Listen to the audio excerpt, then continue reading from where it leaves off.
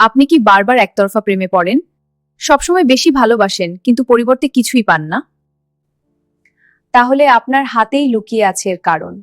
যদি আপনার হৃদয়রেখা খেলানো এবং কনিষ্ঠ আঙুলের দিক বরাবর অনেকখানি বিস্তৃত হয়, যদি হৃদয়রেখার মাঝে মাঝে একাধিক ক্রিসক্রস চিহ্ন থাকে বা কাঁটাতারের মতো মনে হয়, তাহলে আপনি খুব বেশি ইমোশনাল একজন মানুষ।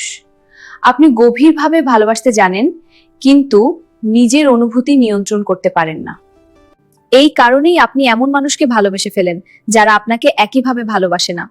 জীবনে কখনো না কখনো আপনি একতরফা প্রেমে অবশ্যই পড়েছেন। আর একটা গুরুত্বপূর্ণ বিষয় হলো, হৃদয়রেখায় ছোট ছোট চেইন বা আইল্যান্ড যত বেশি থাকবে, আপনি একতরফা প্রেমে তত বেশি মানসিক কষ্ট পাবেন।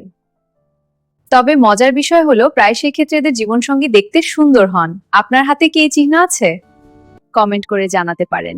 আর ভিডিওটি ভালো লাগলে অ্যাস্ট্রোসিবা বাংলাকে অবশ্যই ফলো করুন।